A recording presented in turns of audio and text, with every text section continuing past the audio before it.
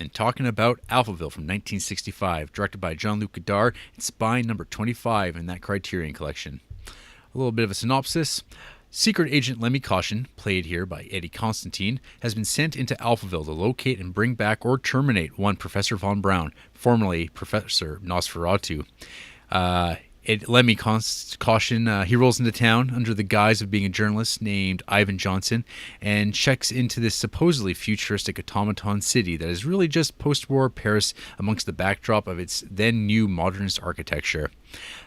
His first job is to contact missing agent Henry Dixon, who is already in Alphaville. And as far as what Alphaville is, as best as I can explain, it's sort of a techno-rogue state that has situated itself in the world, or its own galaxy, as in the vocabulary of the film. I'm never actually quite sure. And it's basically in what they refer to as the Outland, which is everything else, which includes such cities as Nouveau York and Tokyo Rama. Everything in Alphaville is run centrally by a supercomputer called Alpha 60, as I guess built and designed by Professor Von Braun.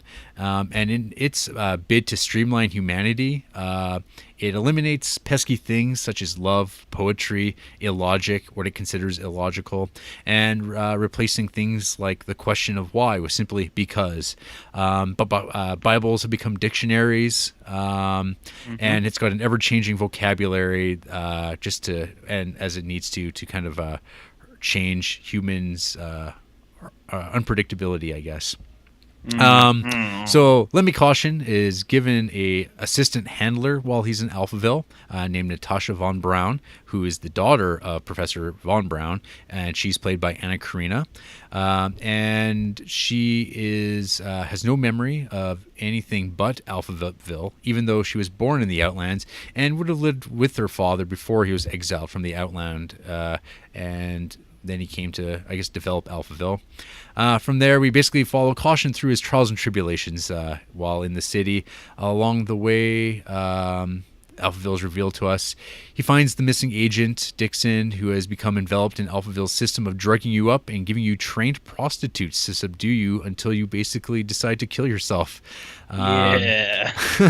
He is shown by Natasha the way in which rebellion is quashed, and that is through a firing squad in front of a swimming pool where you are then finished off by female synchronized death squads, which are, it's just women who all jump off into the pool with hunting knives and they stab you to death.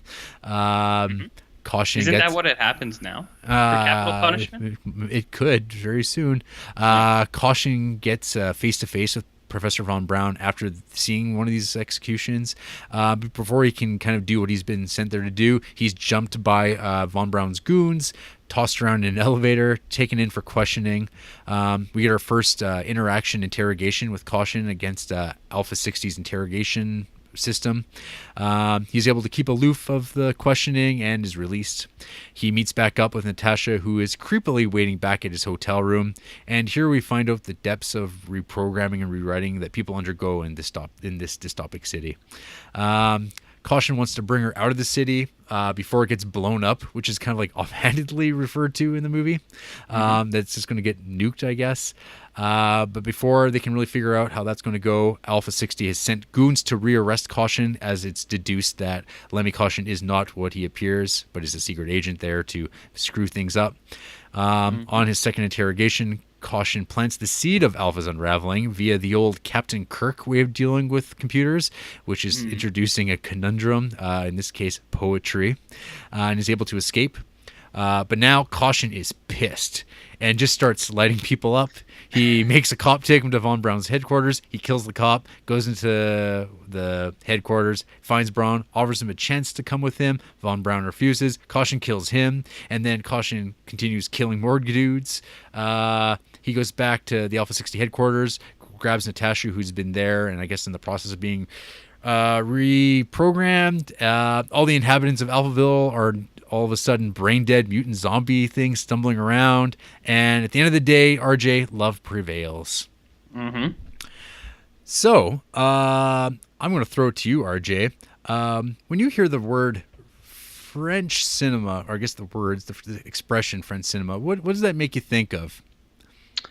French cinema makes me think of people on bikes with baguettes in their baskets, with accordions and flute music, and just kind of biking around the Eiffel Tower, and then eventually they get launched into orbit. Okay. Because that's what French people do. I do not think of Alphaville. Okay. However, I think I should start because if more French films are like this, that would be neat. I have a question for you. Yeah. Was Godard like a heavy mescaline user, or what's his deal? What is Godard's deal? Yeah. Well, if that's a bigger thing you're going to talk about later, I can just gloss over that. I'm just using that as a framing device for my take on this movie. Okay. Well, you know what? I can answer that. Well, I can. Yep. You ask me questions and I can answer them. Sure. This movie really inspired me to to kind of go out of my way and read more about it because. Sure. So this Criterion DVD, it's out of print. I bought a copy actually from a video store going out of business a few years ago, and it's a really underwhelming package. There's like no commentary track. There's like no special features. I think maybe the trailer is on there. But like even like the essay that comes with it, it's by Andrew Saris, who is actually the American film critic who really picked up on the French New Wave stuff first. Like, so he was like ahead of the curve, and he was a big proponent for Godard. But actually I didn't really like the essay, and it didn't really give me much information that I could talk about. So I realized I work at a university and we have a library on campus, and I'm like, hey, I should go see if there's any books on Godard on those shelves. And sure enough, there were several. So I signed some out and I did some homework, RJ. So I feel prepared today, like no other previous week, to talk about me some Jean-Luc Godard. So, so to talk about where the fuck old JLG, yeah, wherever he's coming, where's he coming from? So, where's he coming from? Yeah, so within the first few minutes of this movie, we are introduced to what some would call the Godardian aesthetic. You get strange edit choices, unconventional blocking, and revealing of characters on the screen, cuts to graphics and flashing neon signs, close-ups of actors staring directly at us, delivering poetic expressions rather than like conventional dialogue, introspective voiceovers, bombastic scores that seem to be almost at odds with what you're watching, but they feel right, but they're off. Fragmented action scenes, if you even want to call them those. People just talking in apartments for long chunks of time. But, I mean, that's kind of... Godard was kind of the most radical part of, like, kind of the French New Wave of filmmaking. I was going to say, like... I don't think I should have to recap the French New Wave for people. I think that if they want to know more about that, they can listen to the 400 Blows episode where I kind of explained it there. But so I mean, this is the first like Godard movie in the Criterion Collection in our creep through it, and I mean he's going to pop up again. So I think Alphaville's kind of a weird movie for it to be kind of where it is, because that's like one of the weird things with doing it, the show the way we're doing it is going by spine number. Like we're not doing like episodes on Godard and then watching like his films in chronological order. We're watching the movies as they kind of emerge, and like how they were selected at the time. So I mean, coming off of films like Dead Ringers, Summertime, RoboCop, and High and Low, this is totally different. And I think that even in the time period that this movie came out in, it was different than what other stuff was doing, because that was sort of like what Godard was actually actively doing. So I guess like to go back to what you were asking, like what's Godard's deal? Like what did you take away from this? Like what was your feeling? What was your first watch of this like? Because I've seen this before, so this was a rewatch for me. Okay, so I'll lay it out there for you. Yeah. I thought this movie was very unique. I thought, and I don't mean that in a bad way. I mean, like, honestly, it was unique. Yeah. I really enjoyed it, but I can't say that I fully understood everything that was going on in it. And it might have been because I watched it late last night and I was tired. It might just be that I'm a big dum-dum. I don't know. But like, because like I understand the themes that they were getting at and like stuff like that, but it was more about like, I think he takes some liberties and gets into that art house realm with certain things where he plays around with like the sound design and then like the film and editing, like he cuts to negative and stuff like that, or he'll do a thing where it'll be like boop boop boop boop boop, and it'll be like the close up of a person, it'll be like love is pain, and then be like boop boop boop boop boop, and it'll be like pain is love. It'd be like something you would see like in a coffee house now, and like I don't blame him for that. It's because like other people made that stuff gross. Like people that are alive now, not old people. But anyways, I really liked it. It looks great. It's very unique. Like I said, it's interesting. I just can't lie and say that I fully understand it there. Okay. And I couldn't even tell you like what it is. I don't like, I do understand the themes they're getting at. I understand I understand the story he's trying to tell. There are just certain elements where I'm just like, I don't know what's going on. But yeah, I think like the big parts are like his sound design, his editing, and like the way he plays around with film, I think. Right. The one thing I noticed right away is like this really reminded me of Brave New World by Aldous Huxley. Have you ever read that? Yes. Yeah.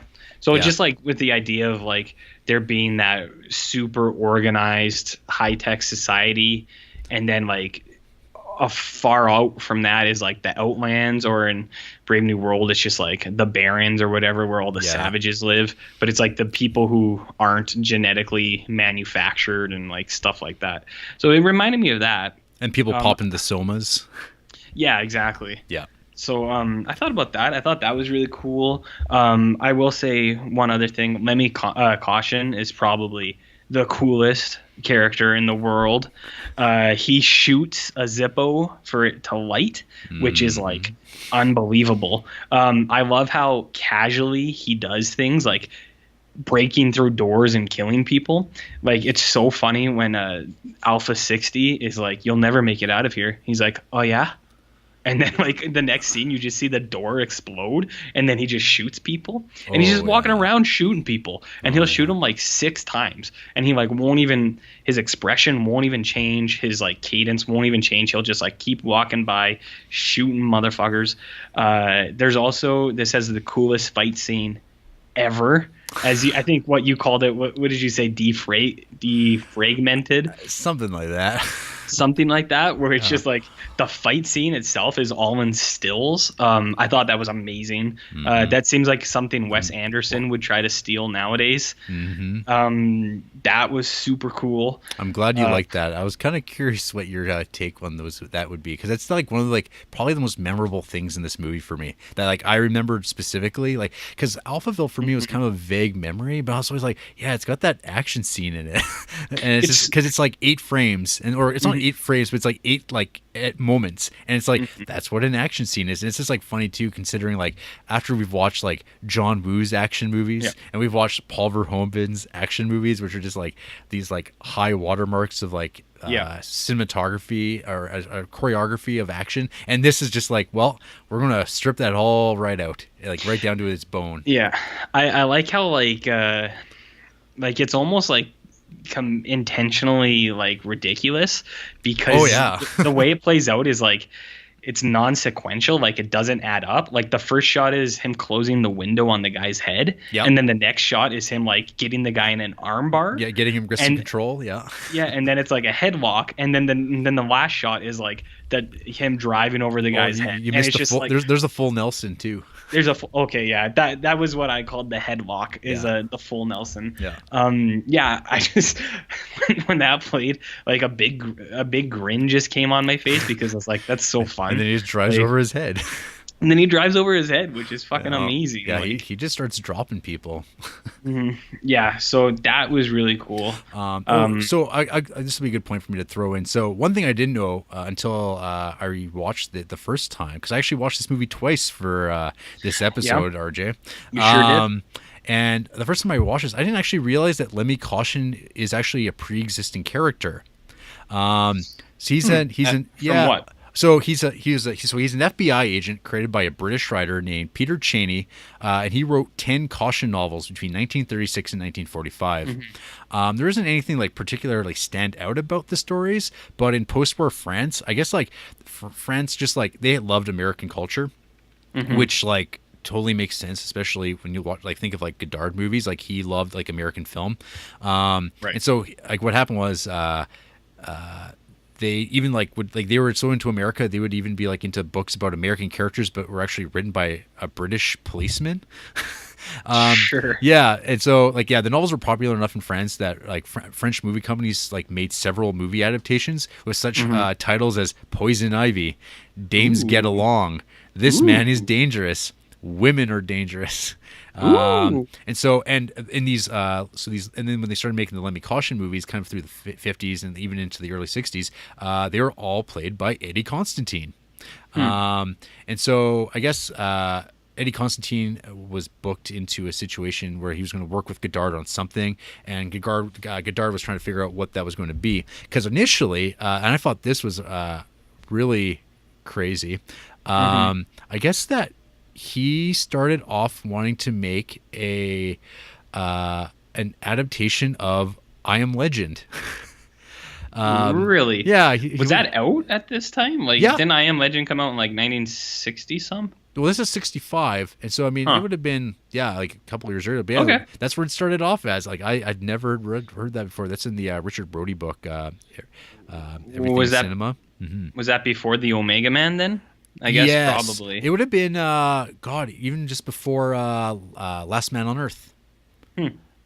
Weird. Yeah. So eventually, like so the Alphaville project, it started off as he wanted to do an I Am Legend thing. His producer was like, nope, I have no interest. We have no interest in doing that because I think he probably also figured that like Godard can't make this movie the way that he wants to do it. Right. So yeah, I guess the thing to fold back onto too is to mention that like so.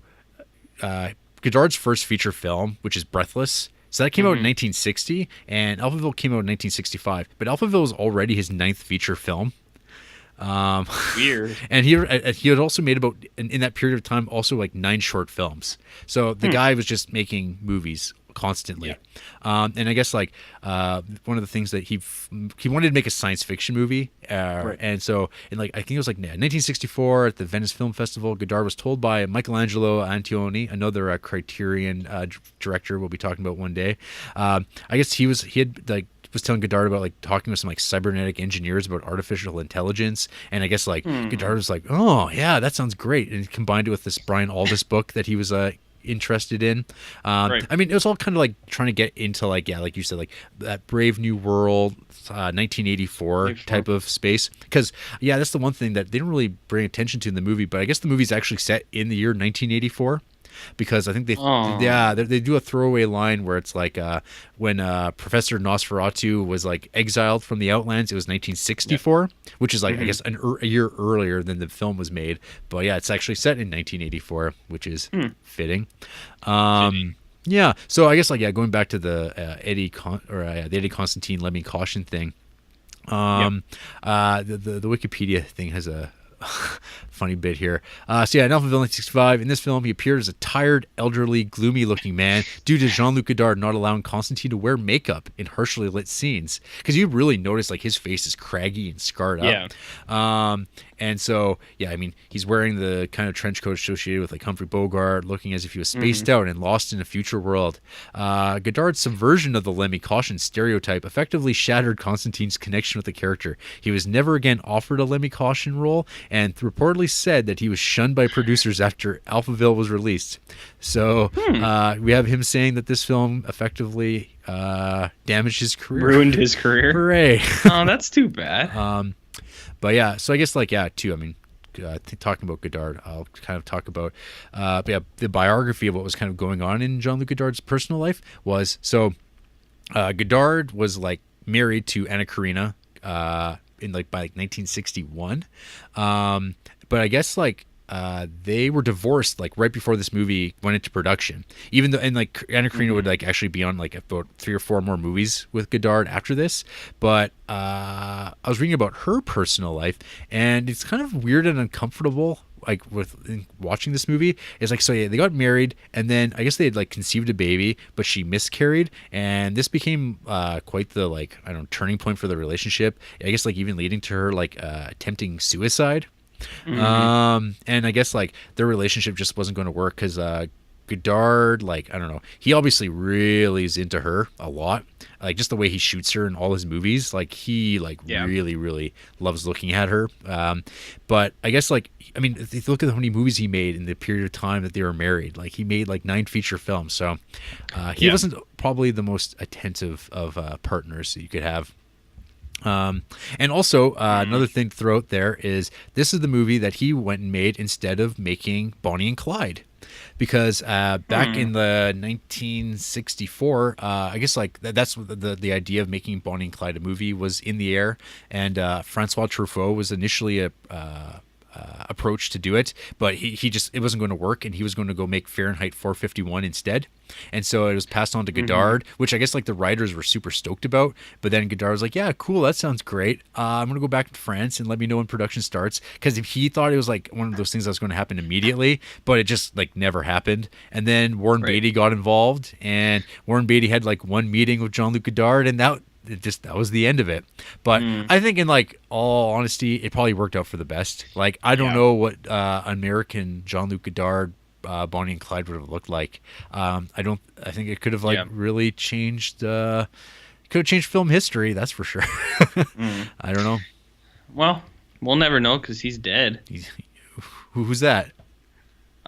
Isn't Godard dead, or is he still alive? No, he's still alive and well. Warren Beatty's still alive too. He is. They're all alive. Shit. So surprisingly, considering how many people have died this year, they are still with us.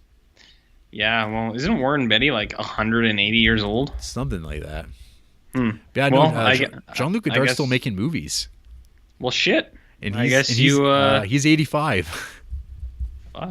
Yeah. I guess you showed me. Yeah, RJ. I'm usually safe to just say people are dead whenever we watch the black and whites. This is very true. So you caught me. No, I don't do any research. That's okay. That's what I'm here for. Well, I was gonna say nobody ever thought I was here for real facts. So yeah, sorry, we kind of went on a tangent there. You were going through the things that you liked, like Let Me Caution and action scenes. Well, I'm not even thinking about considering finishing now. I might leave the show for good. Oh, okay. So Let Me Caution is super cool.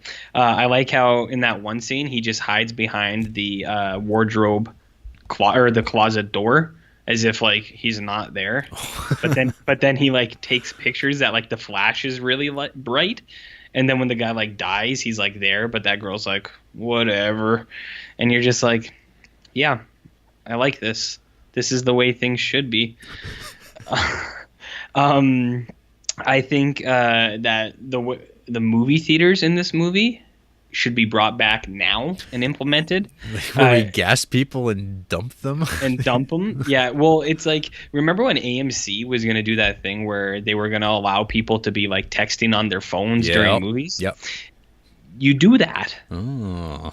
But then as soon as the theater's full, then you gas them, and then the theater seats just recline and just dump them into a huge bin. Now that is a grade A idea.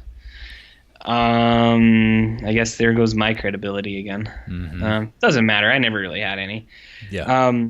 I was going to tell you that I too am a class 3 seductress. I think you already knew that, but I think it's good to say those things sometimes. And I think there was one other thing I was going to say. There's a line in this I like where, I thought it was super relevant and topical for me finishing my grad school right now. And I can't remember who it is, but they go, "You never understand anything, and it ends in death." And I was like, you tell them, sister. That's exactly how I feel. So just cheery things for everyone, I guess. But yeah, I don't know. It's a really cool movie. I like it. It's like I said, I think I'll probably have to watch it again before I can fully like appreciate it the way it might need to be. But I understand the themes. I get the story. There's just certain parts in there that I'm I get lost, and it's not because of the movie. It's just maybe I'm just a big dumb idiot. No, I don't know. I think there's like something to be said about like rewatching this movie because like it's like I mentioned before. I watched this movie a second time because I watched it early last week and kind of did all my notes and stuff like that, and then I read a whole bunch more about it and Godard and stuff, and I just like thought like I need to watch that movie again because it seemed like it was starting to get like vague in my mind, and I watched it again and I actually liked it a lot more watching it the second time because it seemed like I had got the general sense of everything. Like so when I watched it, I wasn't like didn't know what to expect, even though like I said it's been years since I watched it the very first time, but right.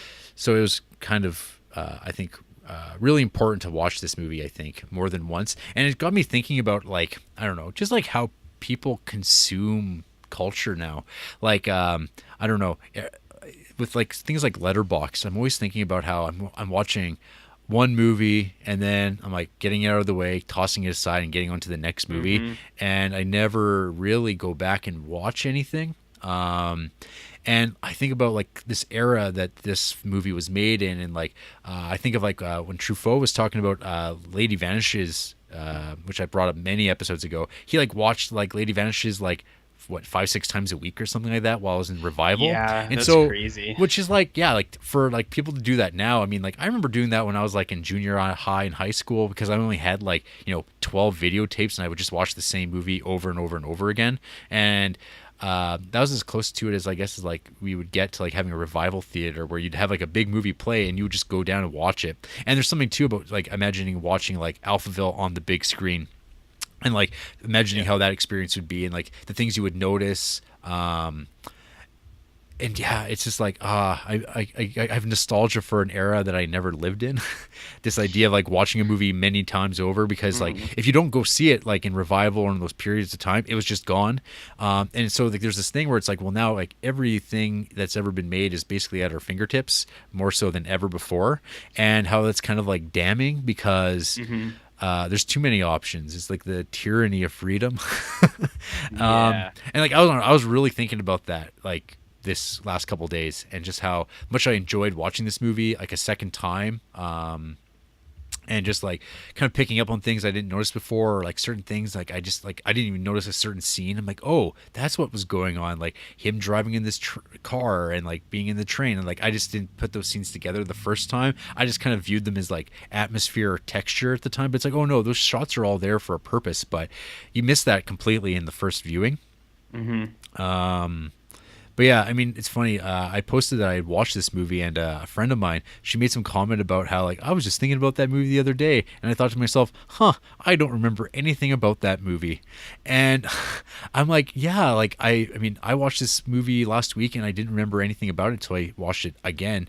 And there's something about the intangibility of, like, how, like, these weird decisions, these things that you describe as unique, like how they I don't know, they don't linger in the mind the way that like movies that we expect movies to operate should.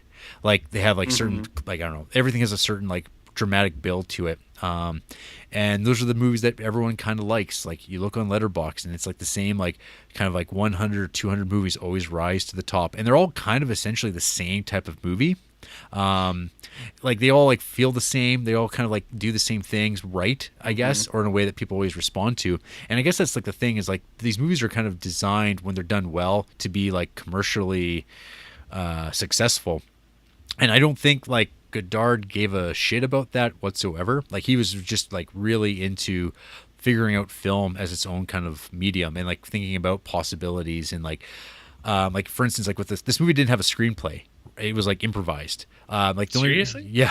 So like yeah, the way that it worked, I guess, was as they were like they basically somebody wrote a script for it just so they could get funding, and then none of that actually mattered. Like everything was kind of decided on the fly. Like they would just be like, all right, we're doing this today, and this is how the scene's going to play out.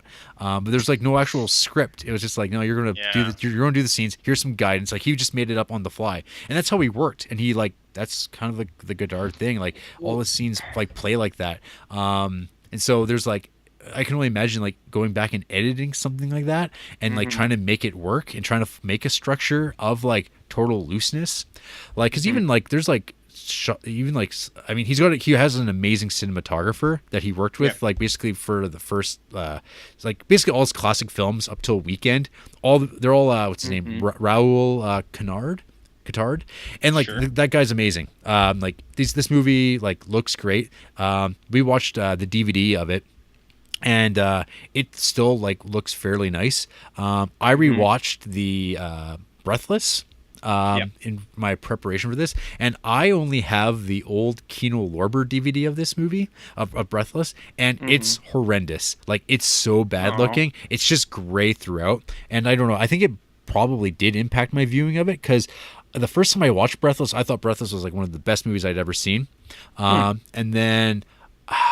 And I think I remember that was like on VHS, and then I bought this DVD and I tried watching it like several years ago, and I kind of thought it was like kind of boring, and then I was like, oh, that's weird. I really liked that movie a lot the first time, and then watching it again like just a few days ago, I was like, oh, I don't know, like the picture was so bad. I kept like looking at how just like completely gray, like there's no whites in the transfer, even the blacks are like dark gray, so it's a really shitty looking DVD. I need to get the Criterion Blu-ray of it, I think, and probably watch it again. I actually have that. Oh really? That's one I actually own. So whenever we get to Breathless, you can borrow my copy. Yeah, that's spine number 408 or something like that. So well, we'll be up there like in a week or two. No? Yeah, no problem there. No, I was gonna say really quick, the like improvised format. Apparently that's what Terrence Malick has been doing with his new movies. I don't know if you knew about that. Like, I guess because he didn't make any movies for like, he made like one movie every 10 years. And then the last like 5 years, he's got like 6 coming out or something. But it's because I guess he was filming for a really long time. And I read an interview with Antonio Banderas where he's like, there was no script. I'd be on set, and then Terrence Malick would come and he'd be like, okay, this is the scene. There's an old lady out in this field. In this scenario, you are her son. Go talk to her. And he was like, okay. So he would go do it, and you would just like improvise. And then he would come back and be like, okay, in this scene, you have never met this lady. She is a weirdo. Go do this scene. And he'd be like, all right. So like, I guess Terrence Malick is just kind of implementing that same thing where it's just like, all right, this is what's going on. But he like does a bunch of different options, and then I don't know, does he edit his own stuff? Because as you were saying earlier, that might be a nightmare. I'm positive. Like, I mean, I'll look it up right now because I'm not sure if I've always assumed that he edited his own work. Like he was like when he talked about stuff. I mean, he talked about like the art of like montage and editing and like how scenes work together and stuff like that. So I imagine he was probably fairly hands-on. But we're going to confirm or deny this. And I mean, he had an assistant director and stuff like that. It's not like sure. Agnes Guillemot was his editor, and it looks like, I'm assuming Agnes is a she. She worked with him on like all that like all that early stuff of his, Vivre sa vie, Contempt, Band of Outsiders, Alphaville, Weekend, Made in USA. Yeah. So I mean, you work with an editor, but I imagine that he was there like a hawk watching over everything. Okay. Well, yeah. Here's the thing about the screenplay. I'll read the thing about the screenplay real quick. So yeah, like most of Godard's films, the performances and dialogue in Alphaville were substantially improvised. Assistant director Charles Beach recalled that even when production commenced, he had no idea what Godard was planning to do. Godard's first act was to ask Beach to write a screenplay, saying that producer Michelin had been pestering him for a script because he needed it to help raise finance from bankers in Germany, where Constantine was popular. Bitch protested that he had never read a Lemmy caution book, but Godard simply said, read one and then write it. Bitch wrote a caution book, then wrote a 30-page treatment and brought it to Godard, who said, okay, fine, and took it without even looking at it. It was then given to Michelin, who was pleased with the result, and the script was duly translated into German and sent off to backers. In fact, none of it even reached the screen, and according to Bitch, the German backers later asked Michelin to repay the money when they saw the completed film. Okay. So, yeah, that can backfire, I guess, too. I guess, yeah. Well, I guess they just didn't have the cojones that he did. No, I guess not.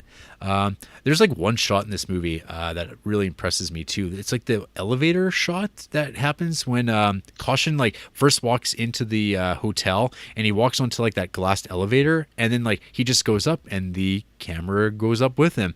And the first time I watched it, I'm like, how the hell did they do that? Like, were they just standing on the outside of the elevator on some rigging?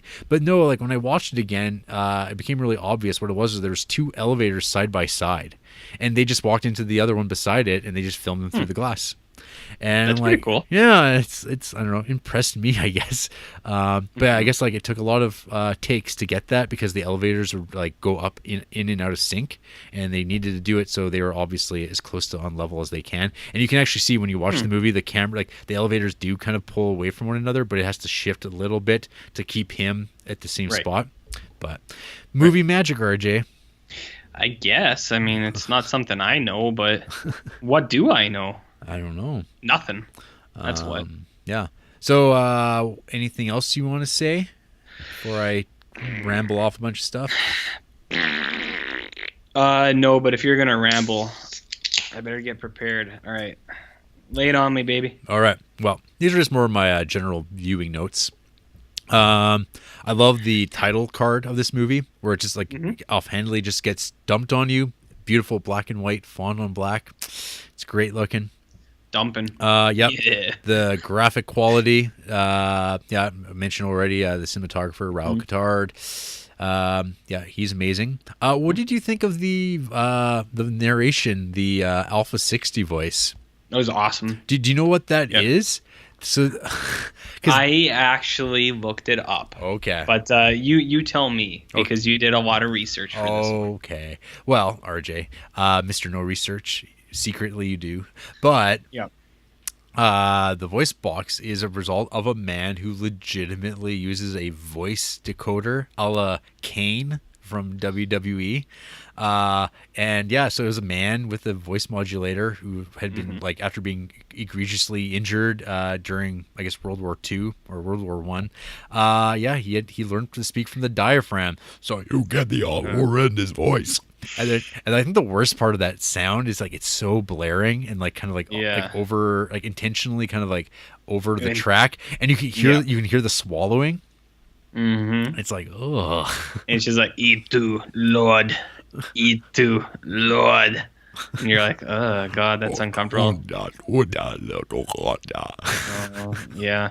I thought it was from a smoking thing. I didn't realize it was an actual physical injury, so that's sad. Yeah, from a vet. Who, like, I don't know. I don't see a name ever thrown out for who this person was with like the great pipes. I think it was Kareem Abdul-Jabbar. Oh, time traveling again. Yeah, well, what else is he doing? He's retired from b-ball. No. Baby. He can travel time and show up in French New Wave movies. Why not? Yep. Just for fun. Oh, yeah. My favorite quote from this film is, all things weird are normal in this whore of cities. This whore of cities. Yeah. That's what you liked, wasn't it? Yeah. There's some math geek references littering this film.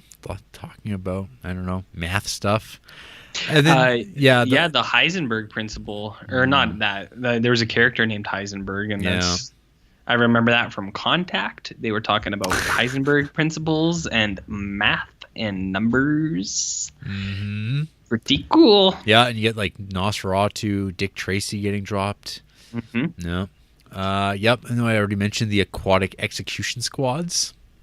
Ooh, the erotic execution squads is more like. So I've got one to throw out to you. What do you think of the representation of women in this movie? That they're slaves? Well, they're not just slaves. I took it as somewhat equal because it seemed like other people were also slaves. But I guess the men weren't seductresses. Yeah, they're not seductresses, unlike you. Unlike me. I would say it's pretty much the same as it is in real life, right? Men like you know what I mean? Yeah. It's like women get downgraded to seductresses. That's just how it is. Well, that's the thing that like when I was watching this through the second time, I was like noticing, oh yeah, slapping the women around, and then like when he shoots out the tits of the pinup girl in the magazine, like right at the beginning of the movie. And then like all the women in it are just like they're seductresses reduced for male pleasure. But then I always wonder, I'm like, well, how great is it to be a man in this world? And it doesn't really matter because your mind's wiped anyway. Yeah. So I don't know.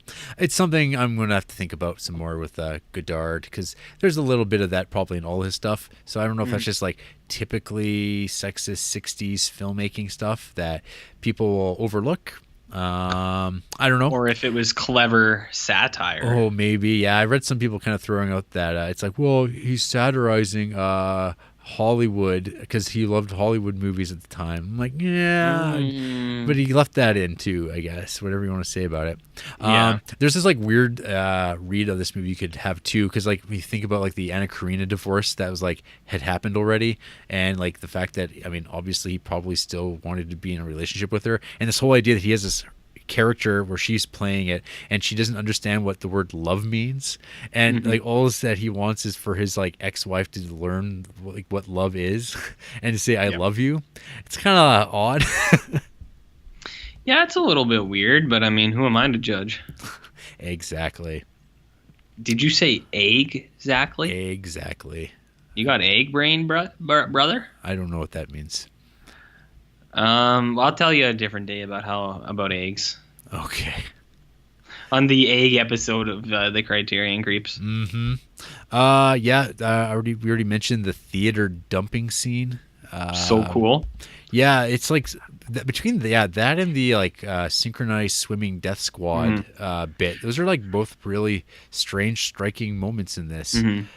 I really like the presentation of the theater scene, and I think it's one of those things where it's like I always hear about in movies or in TV where they're not allowed to actually show what they want to show, so it's like censored in some way, so they have to like get around it, where it's like if they want to show a guy being like hung, they can't show that, but they show the shadow of it, and then like what they have to like do the runaround to show is actually a lot more effective and a lot more like it's got a lot more weight to it than like actually showing the thing. So I thought the presentation of the theater scene was the same kind of thing, where it's like there's not actually people in there, but it's just like you see that slow kind of thing and you discover what's happening.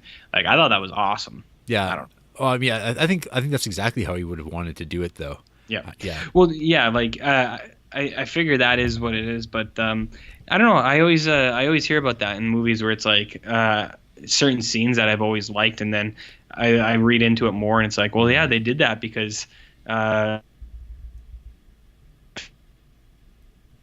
censorship people, I don't know, FCA, who cares? The censorship people, they're like, oh no, you can't do that, so they got to do something else, and it usually improves the situation. You know what I mean, babe? I think I do.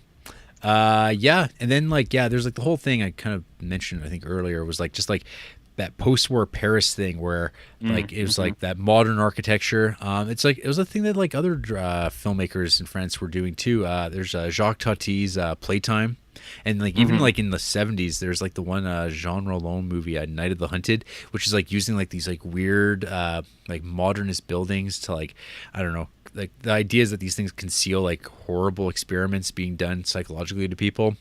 And like it's something that's like I keep always like, these weird clinical institution things, and like this movie like kind of it doesn't do it super strong, but I mean like there's like bits where the character like Lemmy Caution's being kind of brought through these long hallways and corridors, and there's just like people in suits kind of coming and going, and you have no idea what anyone does. And like I've always like it's such a great imagery. Like I mean it goes back to like even like Kafka books and stuff like that about bureaucracies and the horrible state of the 20th century ennui, if you the ennui, ennui, all day. There you go. Yeah. So that like it works really well. I mean, it kind of works as sort of like a strange sci-fi movie. Yeah, it does. Even though it's like, nope, that's just like it is now. The other thing too that I was reading about was like this movie was shot with a like this like kind of new low light film stock, and so I guess that like for a lot of this movie they had no idea if anything they were shooting was going to work until they developed it, which is why this movie's also got kind of a unique look to it, because a lot of it's shot in the darkness and at night. And that's why you get those weird things where like the exposures are kind of being played with, which actually work really well.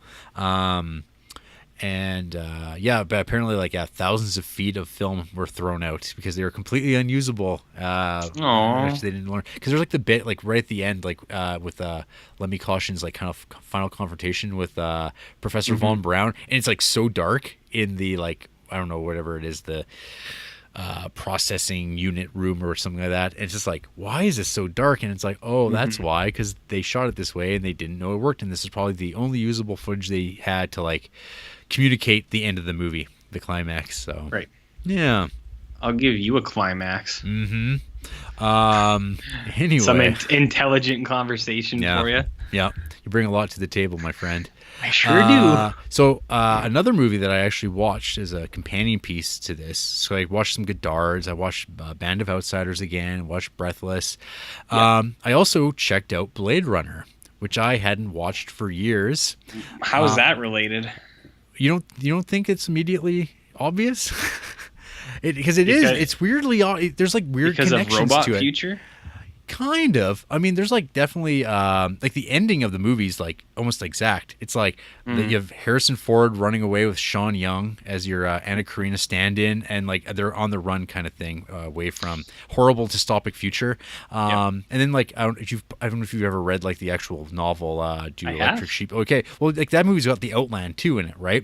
And so you have like sort of like your dystopic world and kind of a, I don't know, law enforcement agent, but it's kind of a flipped around thing where actually robots are more human and have more desire to live than the humans do.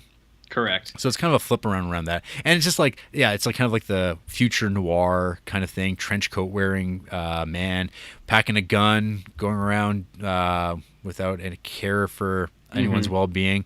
The love interest is there. Like, I didn't even think about this when I watched Blade Runner, though, because I happened to want to watch it because I just watched Blood Simple with M. Emmett Walsh, and I thought, M. Emmett Walsh is in Blade Runner. I haven't watched Blade Runner in years. And then I watched Blade Runner, and then I was like thinking back to Alphaville. I'm like, oh yeah, no, it's like all part of the same kind of lineage. Like I'd say like Alphaville is probably the first like future noir story. But it doesn't play at all the way that people who are really into those movies like. So I don't think Alphaville is an obvious like thing to think about with it. Yeah. Okay. Yeah, that makes sense. I get what you're saying. I just looked it up, and I'm sure you already knew this, but I guess Alphaville came out 3 years before Blade Runner. So did you just say that? Wait, what? The novel. Yeah. Oh, okay. Yeah, the novel was published in 1968, and Alphaville came out in 1965. Okay. So I don't know if old PKD had access to French New Wave in America in the 60s. I don't know how. He would have, like, it's possible that he would have watched it. And I mean, he was kind of like a recluse, though. Like, yeah, I mean, I don't know if he watched movies. I don't know. Well, I just mean, like, I don't think he got out very often, and I imagine in the 60s, like, if you wanted to see something like that, you'd have to go actively go out to find it. Yeah. So I know he stayed in his house with his cats because he had a lot of like personal things. Well, I mean, he probably had no idea about anything with Alphaville, but I imagine that Ridley Scott probably did. Okay. And so that would have been like more like the movie connection rather than the novel, because they're very different beasts. I remember my language arts teacher back in junior high, he always he loved the movie, but I remember I was reading the book and he's like, oh, I don't like that book at all. What an asshole. What a dick. Yeah. What an asshole. Hey, so do you want to hear a hot take from a academic? No. Okay. What can you clarify as to what this person is an academic of? He is named David Starrett. He wrote a book on Jean-Luc Godard called The Films of Jean-Luc Godard, Seeing the Invisible. And he actually uses Alphaville as an example of Godard's, quote, fundamental stance toward the influence of entertainment, diversion, and spectacle on everyday social and political life. Continue. The pool execution scene and the theater mass dumping thing. Why run with those? Jarring, jolting, and generally shaking up the audience. The desire to portray our world as unfamiliar in unfamiliar ways that stimulate active thought rather than passive emotionalism. So here's that was me kind of just running a couple notes, but this is actually what he wrote here. So the computer Alpha 60, technology can deaden thought and feeling like through somas, and that materialism can stifle love and compassion. Obviously, high-tech pitfalls like technology and materialism are not just fictional devices in a fantastical tale, but regardedly real tendencies in our modern world, and mass media communications, including movies like Alphaville, have played an important part in forming that world. Herein lies a contradiction that has fascinated Godard ever since he began thinking seriously about cinema. Film technology permits true artists to create aesthetically profound works that can stir us to the depths of our souls. Yet, the same technology has an uncanny knack for seducing us with shallow imitations of genuine thought and feeling, all in the service of society's acquisitive and materialistic instincts. And I can continue. If you would like to. Sure, why the heck not? Godard's response to this contradiction has been to draw on cinema's best possibilities while turning its worst impulses against it, attempting to subdue the beast even as he enjoys riding out, one might say. Alphaville thus sets itself up as a science fiction thriller, as its subtitle is A Strange Adventure of Lemmy Caution, with a linear story, psychologically real characters, and enticing images. At the same time, by delving into Hollywood's bag of tricks to assemble this clever entertainment, Godard knows he is in danger of promoting a set of traditional movie values that he deeply opposes: voyeuristic spectatorship as opposed to critical thinking, vicarious problem solving as opposed to engagement with reality, passive consumption as opposed to active dialogue with the movie's ideas. Deftly skirting these traps, he proceeds to undermine the conventions that give rise to them, fragmenting the story and stylizing the visuals so flamboyantly, freezing a kinetic fistfight into a series of motionless shots that they lose their ability to lull the audience into its accustomed state of receptive daydreaming. This is a risky maneuver, and Alphaville has come in for scathing attacks from viewers who resist, reject, or simply fail to understand its approach.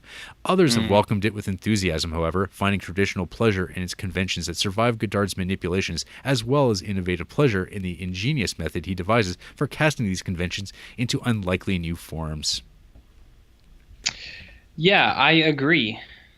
I agree with all of the things that you have said just now. Thanks, David Stewart. Yes, it is almost as if I wrote the book myself. Kinetic action. Yeah. You're so right, baby. No, that I do actually agree with that stuff. Nice. Pretty interesting. Pretty interesting, man. Yeah, the books are cool, RJ. That's what book learning will get you. Mm-hmm.